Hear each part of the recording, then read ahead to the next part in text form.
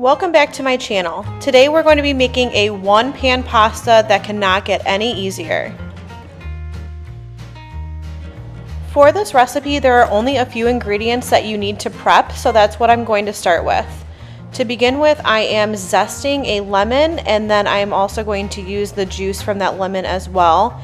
As you can see, the one that I got has a couple of brown spots, so I'm just going around that with my zester. If you've never used this tool before, it makes it so easy to zest the lemon without going too far, because you definitely don't want to have any of the white part or the pith of the lemon, because that's going to be bitter in your dish. Now, as you can see, the zester does pull the zest off of the lemon in long strips. So what I like to do is just quickly run my knife through the pieces so that way it's a finer dice. So to do this, I am just going to quickly run my knife through the zest, and here you can see I am rocking my knife back and forth. If you do this and you keep the tip of your knife on the cutting board and use the heel of the knife or the back part that's closest to your hand, that's going to give you the most control. So now I'm going to get the juice out of the lemon. You can see that I do roll it before. That does help you to get more juice out of it. So if you've never tried that, make sure that you do it. You'll be surprised how much more you can get out. I do also like to squeeze my lemon facing up so that way I can catch any of the seeds in my hand. Now if you're using like a juice press, that would make it a lot easier. You don't have to worry about this. But if you just go ahead and use your other hand that you're not squeezing with to help cup that, that's going to prevent any seeds from going into your lemon juice. So next up, I am going to just do a rough chop on some fresh basil. This is going to go into the dish and then also be used as a garnish on top, just for some added freshness at the end.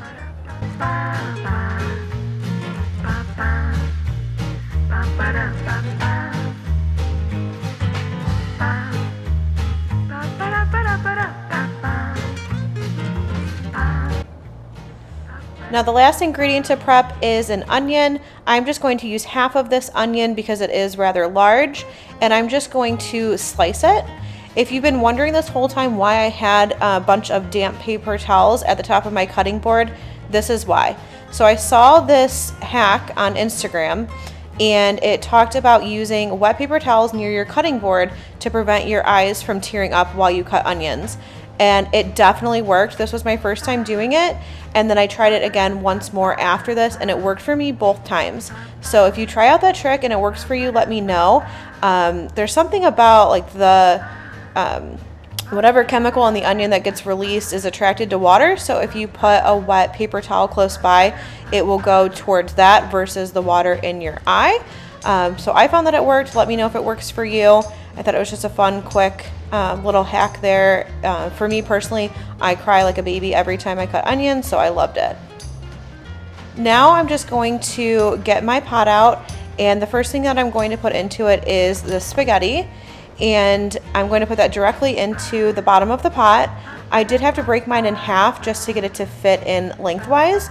So for all of you classic Italians, don't come after me for cutting my pasta in half. Normally I wouldn't do this if I was boiling it in water, but for this dish I needed to. So the recipe calls for 12 ounces of spaghetti uncooked, and then to that you're going to add in 4.5 cups of liquid. The one that I followed called for low sodium chicken stock, but I did not have that on hand, so I used vegetable broth, and it turned out amazing. I did scale back the amount of salt that was in the recipe because the vegetable broth was not low sodium, but it turned out perfectly. You're also going to need 3 tablespoons of olive oil, so you can see that that was in that portion of the vegetable broth. And then next, your lemon zest and lemon juice. After that, you're going to add in a 14.5 ounce can of either Rotel or petite diced tomatoes. I just did the petite diced tomatoes.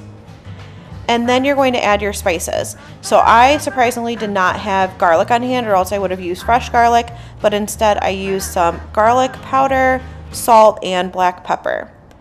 Then you're going to top it with your onions and then give everything a good stir, and also your basil. So if at this point you think I'm absolutely crazy because this looks like some sort of weird spaghetti soup, I feel you. I thought the same thing when I was making this recipe, but trust me, this turns out so good.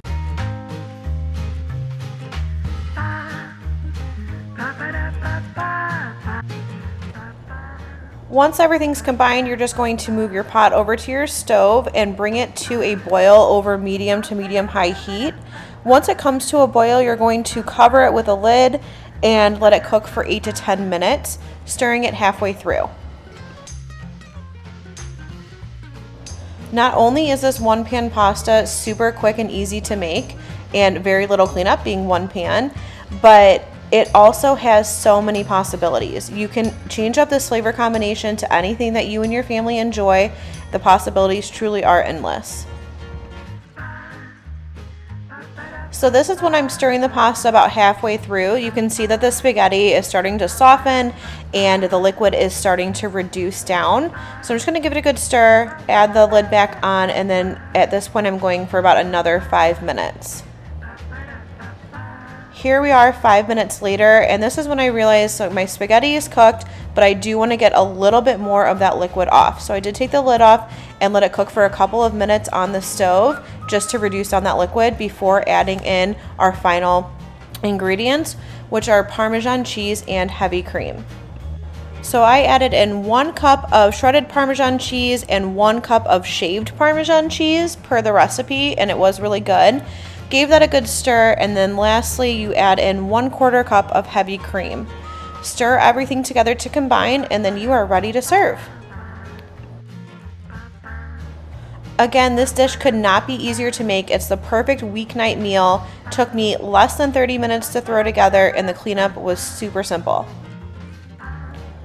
Here's the final dish. Please let me know if you give it a try in the comments below or what you would like to try with this one pan pasta method.